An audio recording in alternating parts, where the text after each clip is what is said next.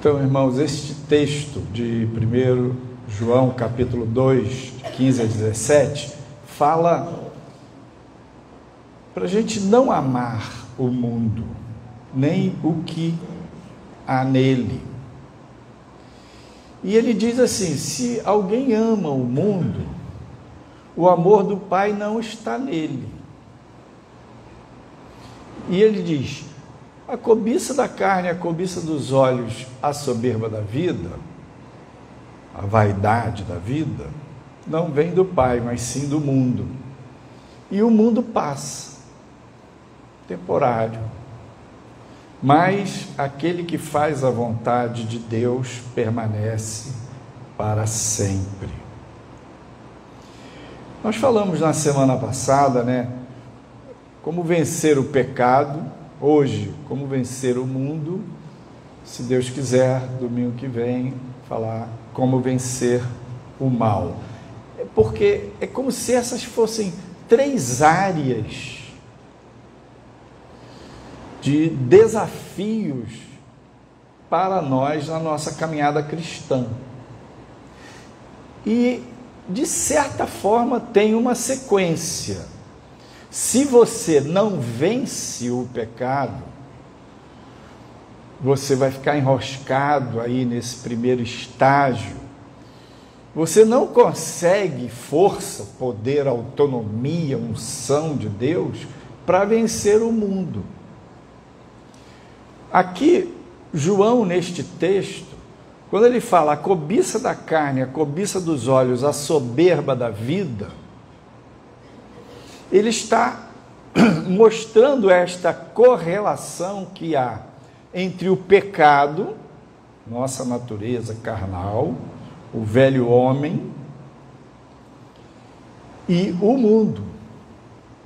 Então imagina assim, que dentro de nós, a nossa natureza, ela é espontaneamente, naturalmente, sintônica com o mundo. Então, depois que você conheceu a Cristo, aceitou Ele como Salvador, nasceu de novo e está aprendendo a caminhar com Ele, essas são 3 áreas, 3 desafios que você vai ter. Vencer o pecado, que é uma luta interna, vencer o mundo, que é a questão da nossa relação, da nossa interação com o meio em que vivemos, e vencer o mal, as forças das trevas. E pensa, a vitória nessas áreas, elas não acontecem de uma vez, tem uma certa hierarquia, como eu disse. Se não vencer o pecado, você não consegue vencer o mundo, e se não vencer esses 2, não consegue vencer o mal definitivamente. Por quê? Porque o mundo jaz no maligno. O maligno comanda, governa, é o príncipe, é o governante deste mundo. Então a gente pensar assim, embora tenha essa ordem, essa hierarquia, tem áreas da sua vida que você já caminhou na questão do pecado e outras áreas que você ainda está enroscado. Da mesma maneira, em relação ao mundo, você tem áreas que você vai aprender a lidar e outras você ainda fica embriagado com aquilo.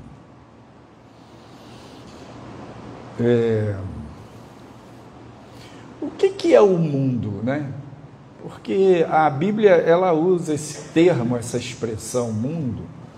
O Novo Testamento foi escrito em grego, e no grego é cosmos, de onde vem a palavra cosmopolita, cidade. Cosmos quer dizer mundo. E na Bíblia, essa palavra cosmos é aplicada em vários sentidos. Um deles é a terra. Então, está falando da terra mesmo, física, né? Cosmos nesse sentido da terra. Diz, lá em João 13:1, Pai, como havia amado os seus que estavam no mundo, amou-os até o fim.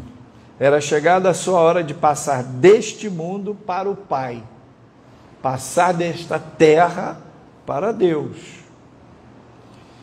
Outra designação de mundo, a palavra cosmos na Bíblia, são as pessoas.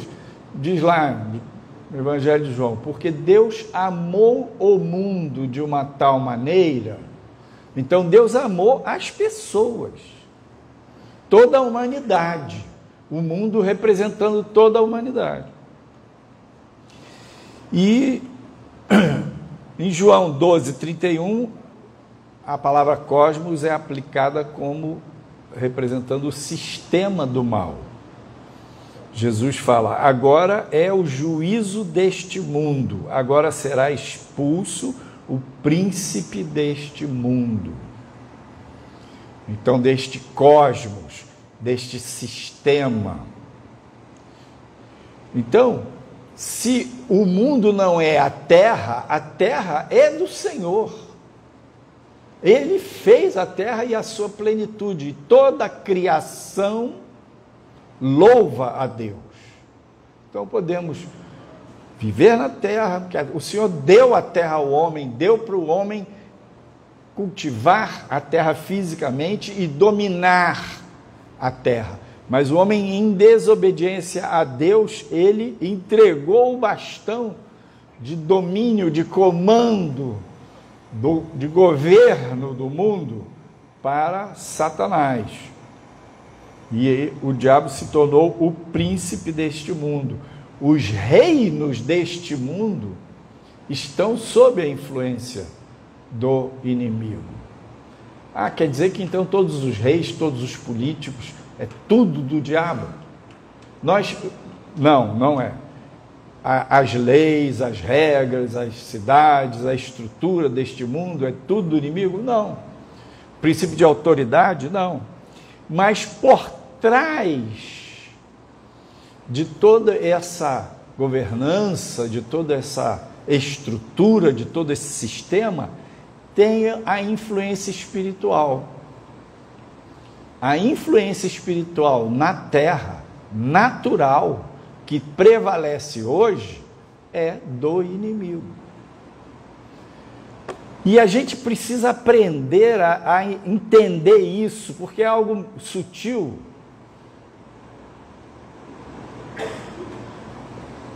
Tipo assim, toda a cultura humana está debaixo da influência espiritual do inimigo?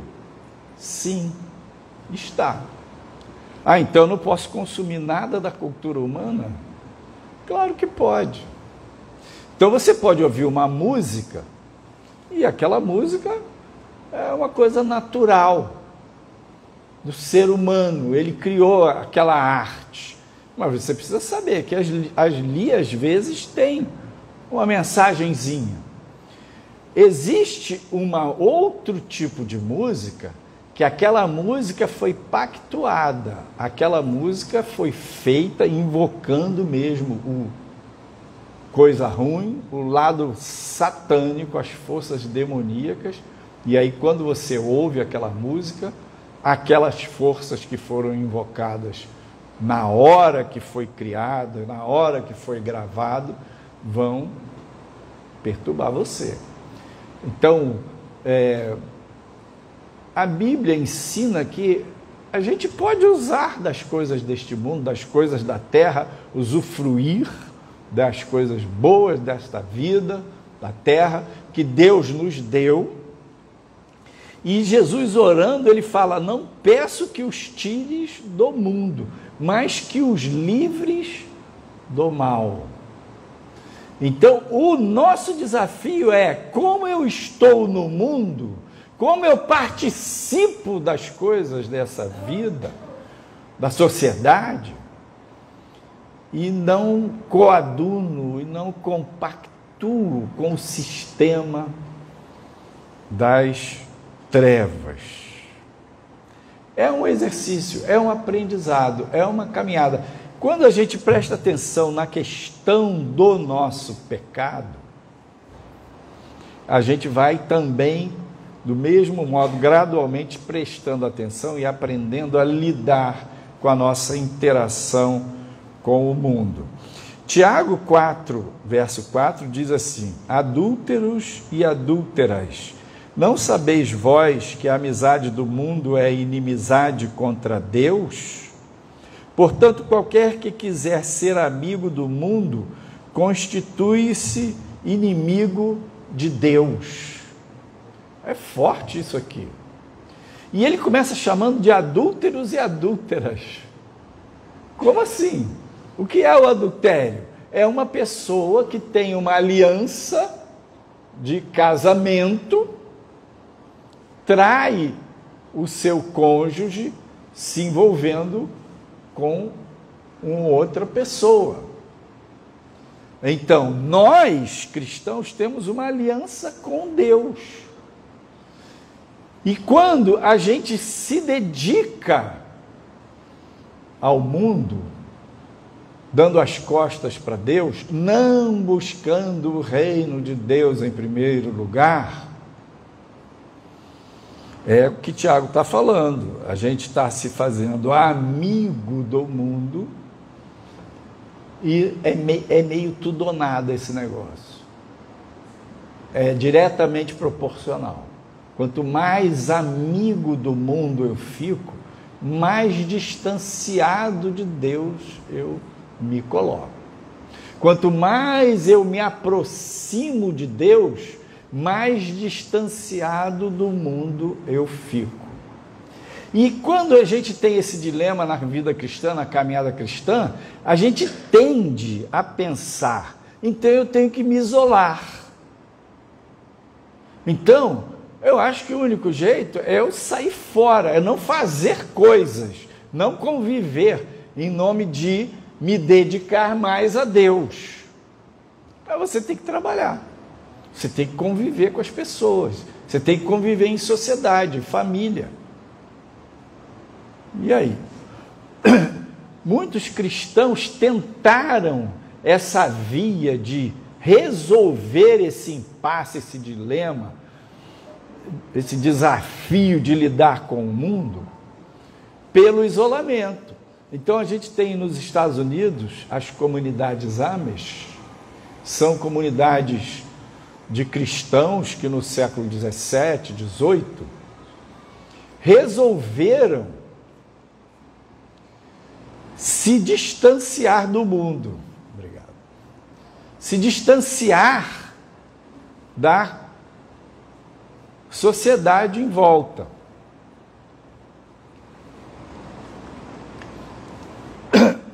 E resolveram não aceitar as novidades do mundo que estavam em andamento. E foram se distanciando, eram cristãos sinceros, dedicados, pensando, Jesus vai voltar e nós não queremos nos associar a este mundo. E até hoje tem lá os Amish nos Estados Unidos, comunidades inteiras, famílias, eles trabalham, em geral, na agronomia, andam de carroça, não andam de carro, usam roupas do século XVIII. Aí você bota lá na internet Amish, você vai ver, os caras têm uma vida lá daquele tempo. E isso ajudou. Eles funcionam hoje assim, como um povo que as pessoas olham, admiram, vão visitar para conhecer, só para ver. Mas aquilo não fez tanta diferença, acredito eu, para eles, nem tanta diferença para este mundo. Por quê? O difícil para nós é estar no mundo, não ser conivente com o pecado do mundo, ser sal e luz, não se isolar. Isso é que é difícil. E é assim que nosso Senhor, nosso Mestre Jesus, viveu. Então, essa ideia do isolamento, ela não funciona. Por exemplo, nós não fomos chamados para ser discípulos de João Batista. João Batista, ele era um cara, um profeta que vivia distante da sociedade. Vivia nos desertos, comia mel silvestre, gafanhoto. Imagina a comida desse cara. Vestia uma roupa rústica, feita de pelos de camelo. Então, o Senhor não nos chamou para seguir João. Jesus foi acusado de ser comilão e beberrão. Por quê? Jesus convivia com as pessoas, ia na casa das pessoas, ele estava andando nas ruas, nas praças, ele comia, ele bebia, ou seja, ele se alegrava, ele curtia a vida. Você pode curtir a vida? Pode, deve. Mas, pastor, então o que é não amar o mundo? A cobiça da carne. Por exemplo, carne, sexo, comida, né? A prostituição. Se a pessoa vive uma vida de prostituição sexual, uma vida sexual desregrada, descontrolada fora do casamento, está amando o mundo. A comilança, a pessoa come que não tem controle de comer. Então, é uma bênção comer, é claro. Celebrar a vida em família, né? Almoçar, jantar juntos, espetáculo. A cobiça dos olhos não é só ligada à questão do sexo. A cobiça dos olhos é tipo a tirania da estética. Então, o senso do belo foi Deus que deu para nós. Então, as coisas bonitas da natureza, elas chamam a nossa atenção, elas atraem a gente. Então, uma pedra preciosa é um negócio, né? Um brilhante, um ouro. Você pega uma pepita de ouro, sabe que aquilo é ouro, mas é bonito o ouro. E aquele ouro fundido, trabalhado, transformado numa joia, é uma coisa linda. Então, ver, contemplar o belo, contemplar a natureza, coisa de Deus. Agora, a tirania da estética faz parte do sistema mundo. Como a tirania da estética? Ah, não, a beleza, a aparência, a embalagem vale mais do que tudo. Não vale, não vale. Então tem toda uma enganação em cima daquilo que Deus nos deu, o senso da estética, que a natureza de pecado nos enrola e o mundo nos domina. E a escala de valores do mundo prevalece sobre nós. A gente perde o senso de simplicidade.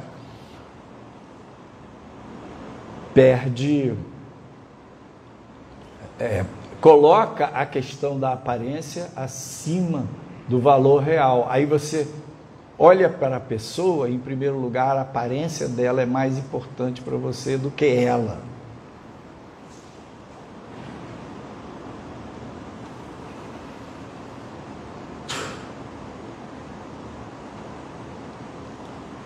Então, como a gente vence o mundo? Tem dois princípios básicos, né?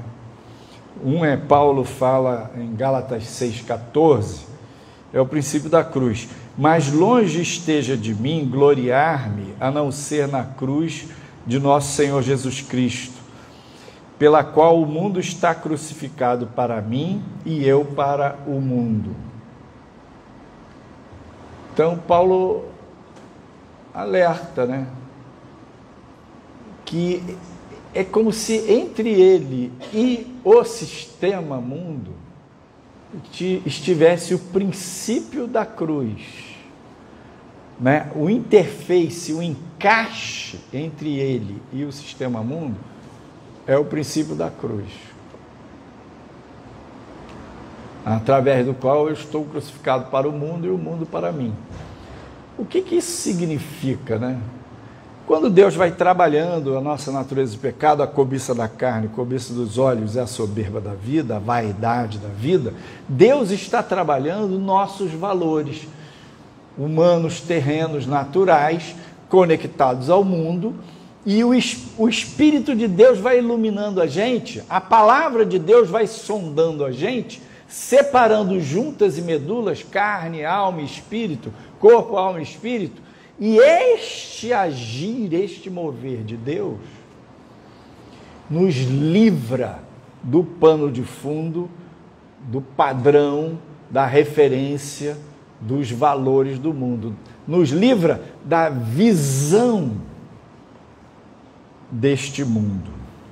Então, quando Paulo diz, eu estou crucificado para o mundo e o mundo para mim, morte e ressurreição significa que toda enganação da estética, da aparência, toda enganação do poder, toda enganação do acúmulo de riquezas, toda enganação de valores falsos dessa terra, não me motivam mais.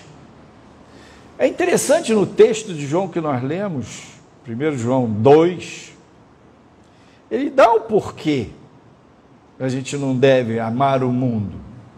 O verso 17 ele diz, ora, o mundo passa e a sua cobiça, mas aquele que faz a vontade de Deus permanece para sempre.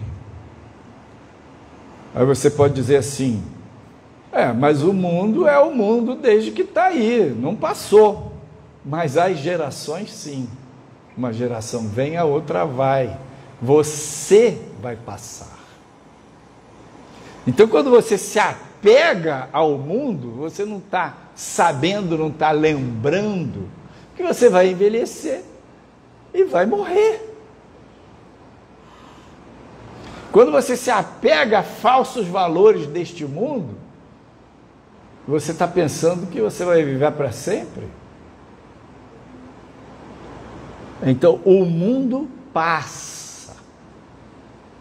Aí o cara é jovem, quer curtir a vida, correr atrás, fazer acontecer. Aí ele corre, faz e acontece. E depois?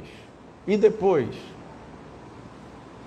E quando ele for encarar Deus, o que ele fez com a vida dele?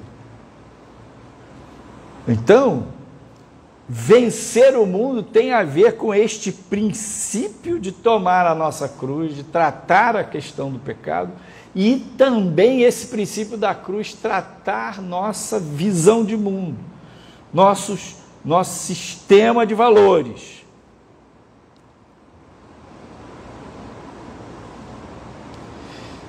E o outro aspecto que nos ensina a vencer o mundo é a fé. 1 João 5, 4 e 5 diz assim, porque todo o que é nascido de Deus vence o mundo, e esta é a vitória que vence o mundo, a nossa fé. Quem é que vence o mundo, senão aquele que crê que Jesus é o Filho de Deus? Então, vencemos o mundo pelo princípio da cruz e vencemos o mundo pela nossa fé em Jesus, Filho de Deus, no relacionamento com Ele. Ele venceu o mundo, Ele esteve no mundo, conviveu com as pessoas, andou na terra, comeu, bebeu, viveu, curtiu, e ao mesmo tempo Ele dizia, eu me santifico a mim mesmo.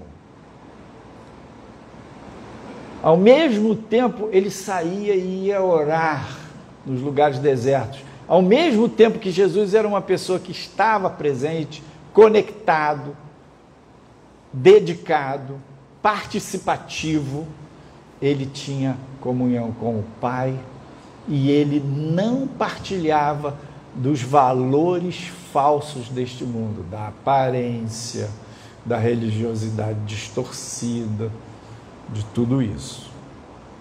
Então Paulo,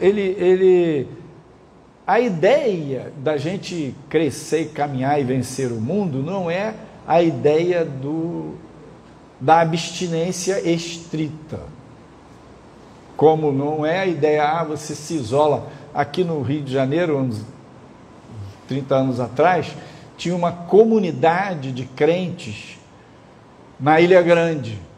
A Ilha Grande é um lugar muito bonito, né? E um monte de crente lá, fielzinho, assim, temente a Deus, começou a querer firmar mesmo nesse zelo, nessa dedicação. Eles começaram a usar roupas com mangas compridas, roupas tudo parecidas, nada de marca, moda, nada disso, nada dessa ilusão. E morando lá na Ilha Grande, meio bem distante, né, do continente. Esse princípio do isolamento não funciona. Então, em Colossenses, Paulo fala que as pessoas ficam proibindo, não faz isso, não faz aquilo. A gente precisa perceber e ver que a luta contra o sistema mundo não é uma luta contra o pecado. Se você não vencer o pecado, você não vence o mundo. Mas é a luta contra as coisas normais da vida que tendem a atrair a gente e nos prender. Como assim? Trabalhar. O cara trabalha. Que bom que ele trabalha. Ganha dinheiro. Que bom que ganha dinheiro. Está dando uma boa vida para a família. Que bom. Mas não vai na igreja. Não é que bom. Mas não tem tempo para Deus. Não é que bom. Não cuida da saúde dele. Então, pensa que às vezes a gente está prisioneiro em coisas normais e legítimas. É aí que o desafio é maior. Cuidar da família. Tem coisa mais digna e valorosa do que cuidar da família? Não, não tem. Mas tem gente que cuida de uma tal forma que não busca o reino de Deus. Família fica num status, num lugar muito diferenciado e a pessoa deixa as coisas de Deus para lá. Então, 1 Coríntios 6, 12 e 10, 23, Paulo fala uma expressão semelhante nos dois, com algum detalhe diferente. Ele diz assim: todas as coisas me são lícitas, mas nem todas as coisas convêm. Todas as coisas me são lícitas, mas eu não me deixarei dominar por nenhuma. Então, tem coisas que são lícitas, que não são ilegais, que não são pecado, mas não convém. Você não está de férias. Chega domingo, um amigo seu fala assim: olha, vamos passear no meu iate? Eita, que legal, hein, passear no iate. Vou largar a igreja para ir para passear no iate. Convém? Não, não convém. Você diz: ó, eu sou crente, para mim domingo é servir a Deus. Vamos marcar no sábado que vem? Vamos marcar num outro dia? E ele diz: todas as coisas me são lícitas, mas eu não me deixarei dominar por nenhuma. Por exemplo,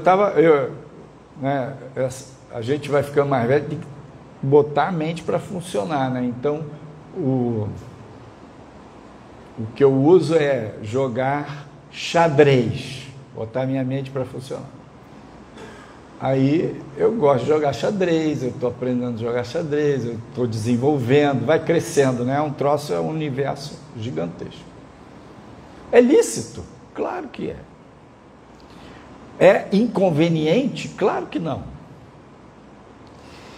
Mas, se eu paro de orar, eu tenho meu horário de oração, meu tempo de oração para jogar xadrez, se eu jogo xadrez 2 horas e largo para lá e vou dormir sem orar, isso convém para mim? Não. O xadrez começou a me dominar, teve uma época que eu não ficava sem jogar xadrez. Era no tablet, essa época foi barra pesada. Eu tinha que jogar xadrez todo dia, várias vezes. Que isso? É lícito? Sim. Mas estava me prendendo. Então, é lícito a mulher fazer tricô? É lícito você fazer isso? Claro que é. Mas se aquilo te domina, se aquilo prende você, é lícito você navegar na internet? É claro. Tem coisas que você navega na internet, é pecado. Tem coisas que se você navega na internet, mas pastor, eu estou só vendo receita de bolo. Não é pecado.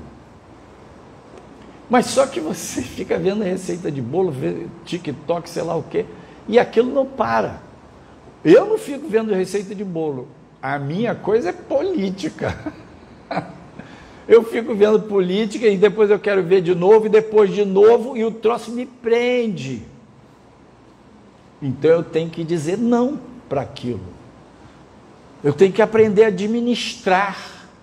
Ah, então de hoje em diante nunca mais vejo política. Como assim? Eu preciso ver. Eu acho que eu tenho que entender o que está acontecendo. Mas quando eu entro nisso e não consigo sair, eu entro nisso e gasto um tempo demasiado, isso está me dominando.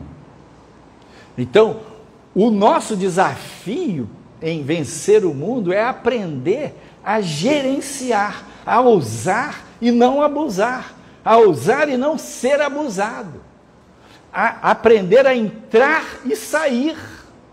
Esse é o nosso desafio.